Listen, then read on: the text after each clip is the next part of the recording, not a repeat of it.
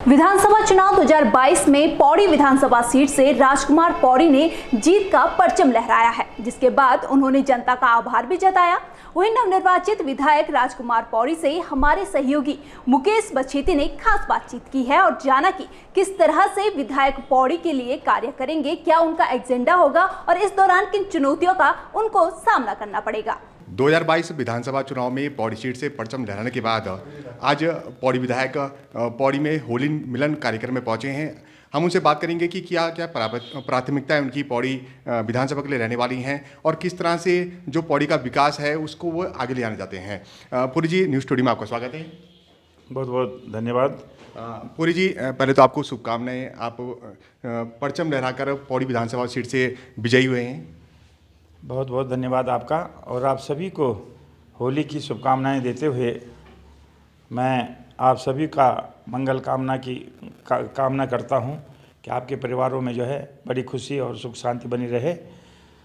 मैं आज यहां पर कर्मचारियों के होली मिलन कार्यक्रम में आया हूं। इसमें एक तो आपने पूछा कि मेरा आगे जो है इस क्षेत्र के विकास के लिए क्या रोड मैप होगा।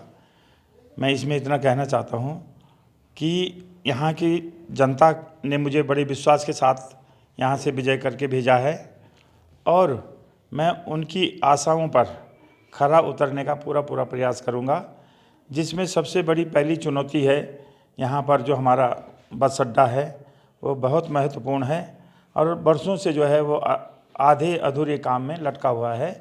ना वहाँ पर सफाई है, ना वो पूर्ण रूप में अपना कार्य पूर्ण हुआ उस पर।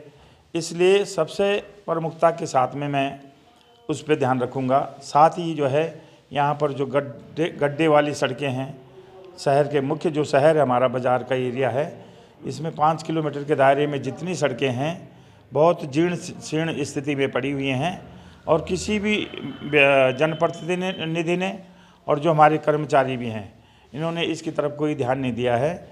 मैं सर्वप्रथम अधिकारियों के साथ में बैठने के बाद सबसे पहले इनको जो है एक समय सीमा के तहत ये तय किया जाएगा कि भाई आप इसको कितने समय में इसको कंप्लीट करेंगे।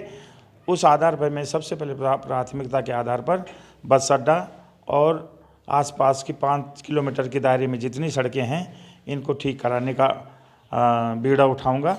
और साथ ही यहाँ पर पर्यटक कैसे आएगा।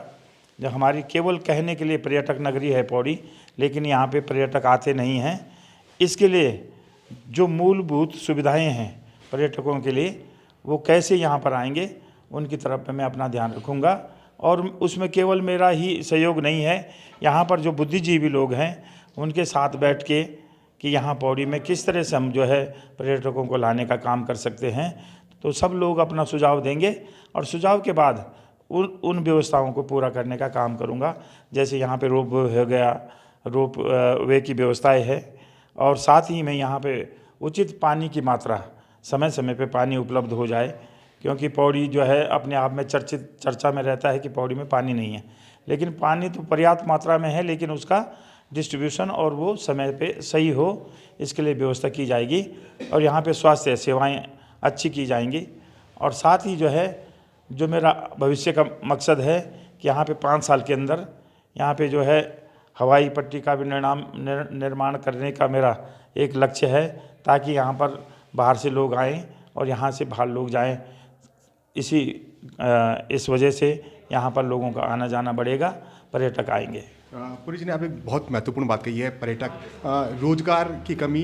अगर हम पर्यटक को यहाँ पर बढ़ावा देंगे तो रोजगार भी कहीं ना कहीं उसको मिलेगा। तो किस तरह से आप देखते हैं कि पर्यटक को बढ़ावा देकर पौड़ी को फिर से जो एक पौड़ी की छवि थी उसमें किस तरह से आप काम करना चाहते हैं? जी, मैं इसी मकसद से जो है जो हमारा मकसद है कि यहाँ के युवा, यहाँ का पानी, यहाँ की जवानी यहीं के काम आए। तो इसी मकसद से मेरा कहना है कि यहाँ पर अगर पर्यटक आएगा तो यहाँ के छोटे छोटे रोज़गार खुलेंगे। जो है यहाँ की सांस्कृतिक धरोहर है, सांस्कृतिक वस्तुएं हैं, उनका विक्रय सेल और क्रय विक्रय होगा, तो उससे जो है यहाँ की आर्थिकी बढ़ेगी।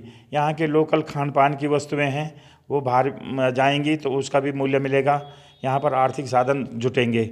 यहाँ पर खेती का स्वरूप भी बदलना होगा ताकि यहाँ पर हमारी जो कॉमर्शियल खेती हो तो यहाँ के लोगों को रोज़गार करने में कोई दिक्कत नहीं होगी। जो व्यक्ति हमारे यहाँ से बाहर जाके दिल्ली और बम्बई में जाके 5,000 की नौकरी कर रहा है, 10,000 की नौकरी कर रहा है, घर में अगर वो पशुपालन और खेती करके उसको 5,000 भी मिलता है पर मंथ, तो हम समझते हैं कि बहुत बड़ी कमाई है और अपने घर का देख रेख भी होगी और अपना पलायन भी रुकेगा। एक बहुत महत्वपूर्ण आपने चुनाव के समय जो कर्मचारी वर्ग था उनसे एक वादा किया था कि जो पुरानी पेंशन वाली की मांग वो लंबे समय से करते आ रहे हैं, आपने उनका समर्थन किया था। अब आप विधायक बन चुके हैं, अब कुछ समय बाद जो भी प्रक्रिया होंगी तो किस तरह से आप विधानसभा पटल पर जो पुरानी पेंशन वाली है उसकी मांग को रखने जा रहे हैं? जी, इस संबंध में मैं कर्मचारियों से भी वादा कर चुका हूँ पहले भी कि मैं यदि विधायक बनता हूँ तो मैं निश्चित रूप से इस मांग को उचित माध्यम पे उचित पटल पर रखूँगा और निश्चित रूप से सरकार से इस बात को रखेंगे कि अन्य प्रदेशों ने इस मांग को मान लिया है तो उसी तर्ज पे हम लोगों को भी हमारे प्रदेश में अगर कर्मचारियों की ये मांग मानी जाती है तो निश्चित रूप से इसका लाभ जो है बीजेपी को जाएगा, भारतीय जनता पार्टी को जाएगा और जो सरकार इस मुद्दे को हल कर देगी तो उसको निश्चित रूप से कर्मचारियों को लाभ मिलेगा। तो मैं समझता हूँ कि मैं इस बात को बढ़ चढ़ कर जो है कर्मचारियों के पक्ष में सरकार के समक्ष रखूँगा। सरकार उसमें क्या निर्णय लेगी वो सरकार के ऊपर डिपेंड करता है। पुरी जी, एक दिन बाद होली का पर्व है, किस तरह का शुभकामना संदेश आप क्षेत्रवासियों को और विधानसभा वासियों को देना चाहते हैं? मैं अपने समस्त क्षेत्रवासियों को, अपने भारतीय जनता पार्टी संगठन के पदाधिकारियों को, कार्यकर्ताओं को, हमारी जो देवतुल्य कार्यकर्ता हैं और आप सभी समस्त हमारे जानने वाले बड़े बुजुर्ग, छोटे भाई, साथी, बहनें, मातृशक्ति, सभी का दिल की गहराई से आभार भी व्यक्त करता हूँ कि उन्होंने मुझे जो है बड़े प्रचंड बहुमत से विजय बनाकर भेजा है। तो इस शुभ अवसर पर, होली के शुभ पावन अवसर पर मैं आप सभी लोगों को मंगल कामनाएं प्रेषित करता हूँ कि आपके घरों में जो है होली का त्यौहार सुख और सौहार्द से मनाया जाए। आप लोग भी, रंगों का त्यौहार है, रंगों की तरह खिलखिलाते रहें और रंगों का प्रयोग अपनी सूझबूझ से और सही तरीके से प्रयोग करें ताकि किसी को नुकसान न पहुंचे और अपने आप में खुश रहें, सब लोग खुश और मस्त रहें। बहुत बहुत धन्यवाद। न्यूज़ स्टोर से बात करने के लिए धन्यवाद। धन्यवाद। आप थे पौड़ी विधायक राजकुमार पौरी जी, जिन्होंने अपने 5 साल का रोड मैप हमारे सामने रखा है। अब ये आने वाला दिन तय करेंगे कि जो रोड मैप उन्होंने विधानसभा के लिए रखा है वो किस तरह से भी धरातल पर आने वाले समय में उतारने जा रहे हैं। पौड़ी से न्यूज़ स्टूडियो के लिए मुकेश बचेती की रिपोर्ट।